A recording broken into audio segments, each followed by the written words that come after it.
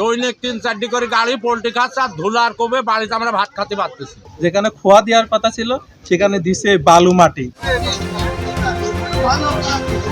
পাবনার ঈশ্বরদের শাহপুর থেকে লক্ষ্মীকুণ্ডা দীর্ঘ ২ বছর এই ৩ কিলোমিটার পথ ছিল এলাকাবাসীর ভোগান্তির আরেক নাম।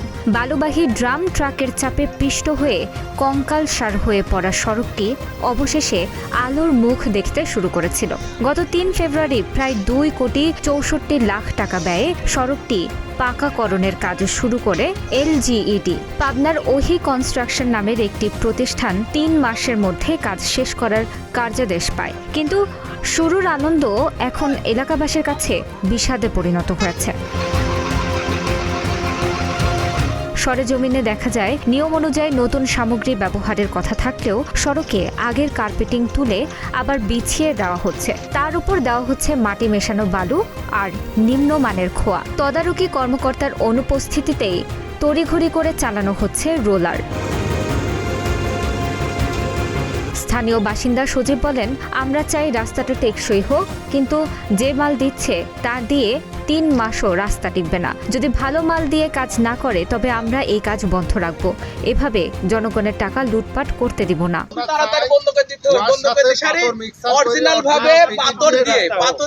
রাস্তা করা লাগবে ঠিক আছে। আপনার সিলিমপুর থেকে বিলকাদা পর্যন্ত এই রাস্তা শক্তিশালী করে ভালোভাবে সুন্দর করে করা লাগবে। আমাদের দাবি এটাই। আমরা যারা এখানে আছি, আমাদের গ্রামবাসী যারা আছে, সবাই দাবি একটাই যে ভালোভাবে রাস্তাটা হওয়া লাগবে। এই খোয়া এটা বন্ধ করি, অরিজিনাল খোয়াতে রাস্তা করতে পারলে করুক, না বলে বন্ধ রাখে রাস্তা কাজ বন্ধ রাখুক। এটা তো ভাটার রামি, সেটা খোয়া না। দুই পাশে যে ইট, ঠিক আছে, এটা হচ্ছে নরমাল, এবং যে খোয়াটা দেওয়া হচ্ছে এটা হচ্ছে ২ নম্বর। স্থানীয়রা অভিযোগ করেন, দুর্নীতির বিষয়টি বারবার মোবাইলে এলজিইডি কর্তৃপক্ষকে জানানো হলেও মেলেনি সাড়া। এমনকি তথ্যের জন্য অফিসে গেলেও বদলি বা ফাইল অন্যত্র থাকার অজুহাতে ফিরিয়ে দেওয়া হয়। স্থানীয় ভুক্তভোগী মোহাম্মদ আলামিন বলেন, দীর্ঘদিন ভোগান্তি পোহানোর পর কাম শুরু হইল, কিন্তু এই কাম দেখা আমাদের পিত্তি জ্বলে যাচ্ছে। খোয়ার বদলে সব রাবিশ। প্রশাসনের কেউ দেখার নাই। যেখানে খোয়া দেওয়ার কথা ছিল সেখানে দিছে বালু মাটি। দেখা যাচ্ছে যে 2 দিন পরেই এই মাটি আবার নষ্ট হয়ে যাবে, যার কারণে 2 দিন পরেই রাস্তা নষ্ট হয়ে যাবে।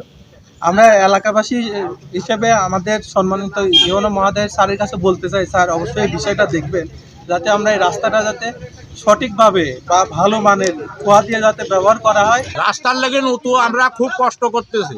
দৈনিক ৩-৪টি করে গাড়ি পোল্ট্রি খাচ্ছে আর ধুলার কবে বাড়িতে আমরা ভাত খেতে পারতেছি। অনিয়মের বিষয়ে কথা বলতে ঠিকাদারি প্রতিষ্ঠান ওহি কনস্ট্রাকশনের সাব ঠিকাদার এবং পাবনা কার্যালয়ের নির্বাহী প্রকৌশলীর ফোনে বারবার যোগাযোগের চেষ্টা করেও তাদের পাওয়া যায়নি। তবে সদ্য বিদায়ী উপজেলা প্রকৌশলী খলিলুর রহমান জানান, সামগ্রীর গুণগত মান যাচাই করা উচিত। আমি নিজে গিয়েছি, আমার এসও সাহেব গিয়েছি, ঠিকাদার সাহেবকেও নিয়ে গেছি।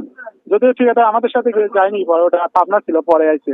আমরা এটা বুঝাইছি যে রাস্তাটা আমাদের যে কাজ, মূল কাজ হচ্ছে বেডটাকে স্ক্যারিফাই করবে, স্ক্যারিফাই করে এটা ডোলে যেখানে উঁচু নিচু আছে সব লেভেল করবে, লেভেল করে এটাকে কম্প্যাকশন করবে রোলার দিয়ে কম্প্যাকশন হয়ে যাওয়ার পর ওর উপর দিয়ে বালি দিবে।